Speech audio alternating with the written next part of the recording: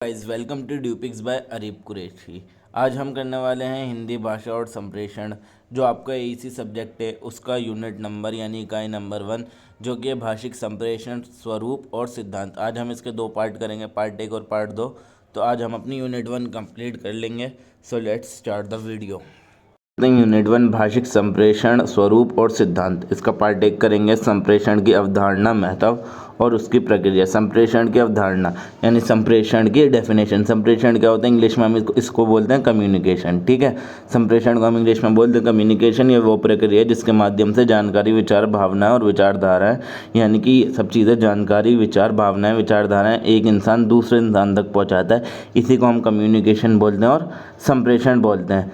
ठीक है, ये एक इंसान कर सकता है, ये या फिर ग्रुप कर सकता है। ठीक है, इसके अंदर संदेश भेजे जाते हैं, प्राप्त करे जाते हैं और उसका फीडबैक वगैरह दिया जाता है।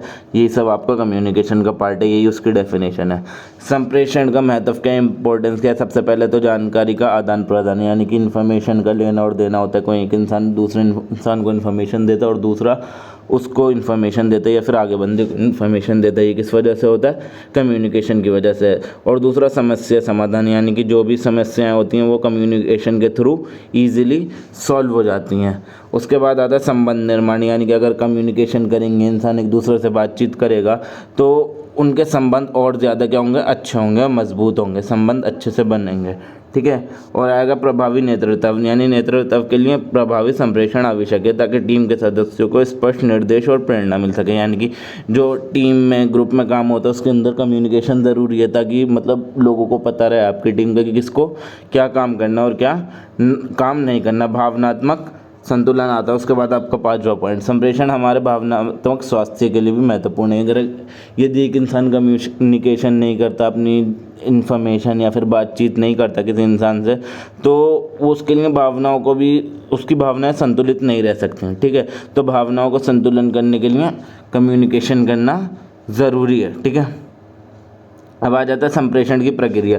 संप्रेषण की प्रक्रिया आपके टोटल 6 स्टेप में पूरी होती है। सबसे पहला आता है इसके अंदर सेंडर। सेंडर वो बंदा होता है जो मैसेज भेजता है, जो संदेश भेजता है। और संदेश क्या होता है? आपका मैसेज होता है। कुछ भी विचार, भावना, निर्देश, ये सब चीज़ आपकी क्या आएंगी? मैसेज में आएंगी। मीडियम, यानी किस चीज़ के थ्रू आपका मैसेज भेजा जा रहा है, क्या माध्यम है, क्या मीडियम है। ठीक है, जैसे कि इलेक्ट्रॉनिक वे के थ्रू भेजा जा रहा है, ऑनलाइन भेजा जा रहा है, मौखिक बोल के बताया जा रहा है, या फिर दृश्य माध्यम यानी कि टीवी वगैरह के थ्रू भेजा जा रहा है। तो ये हो गया आपका मीडियम। प्राप्त करता वो बंदा होता है जो रिसीवर है। ठीक है, जो आप, जैसे कि मैं वीडियो बना रहा हूँ और मैं आपको दिखा रहा हूँ, ये सेंड, तो मैं सेंडर हो गया और ये वीडियो पूरा मैसेज हो गया। और मीडियम जैसे यूट्यूब पर डाल रहा हूँ तो मीडियम हो गया, रिसीवर हो गया। जैसे आप लोग जो वीडियो देख रहे हो, प्रक्रिया फीडबैक, यानी आप जो इसके ऊपर जो वो कमेंट वगैरह लिखेंगे कि आपको पसंद आई या नहीं आई, ये हो जाएगा फीडबैक हो जाएगा। ठीक है, और नॉइज़, यानी कि आपको जैसे कि कुछ भी परेशानी हुई होगी, आप बोल सकते हैं जैसे कि वीडियो की ऑडियो क्वालिटी अच्छी नहीं थी, वीडियो क्वालिटी अच्छी नहीं थी, ये चीज़ें जो रुकावटें बनती हैं, विवर्तन बनता है, वही होता है आपका नॉइज़। ठीक है, अब संप्रेषण के विभिन्न मॉडल आ गए, अलग अलग टाइप के होते हैं। सबसे पहला हो गया लॉसवेल मॉडल। ठीक है, इसके अंदर क्या क्या चीज़ आती हैं? इसके अंदर वही सब चीज़ें आती हैं, आपके प्रेषक, संदेश, माध्यम, प्राप्तकर्ता, और इसके अंदर एक नई चीज़ और आ जाती है, प्रभाव, यानी कि इफेक्ट। उसके बाद आता है शैनन एंड वीवर मॉडल। ठीक है, इसके अंदर ये मॉडल संप्रेषण को एक तकनीकी प्रक्रिया के रूप में देखता है जिसमें सूचना का स्रोत, संदेश ट्रांसमीटर, संकेत रिसीवर और गंतव्य शामिल हैं। ठीक है, और इसके अंदर नॉइज़ भी इंक्लूड होती है आपकी।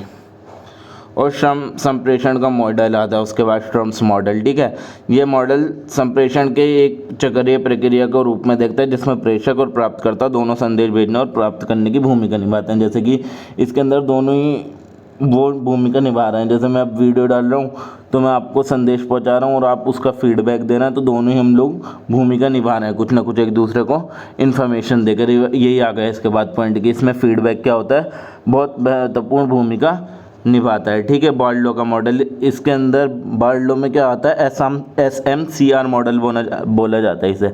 एस से आता है सोर्स आपका, M से आता है मैसेज, C से आता है चैनल, R से आता है रिसीवर। तो ये चारों चीज़ों पर बेस होता है आपका स्रोत, संदेश, चैनल और प्राप्तकर्ता। सोर्स क्या होगा? स्रोत।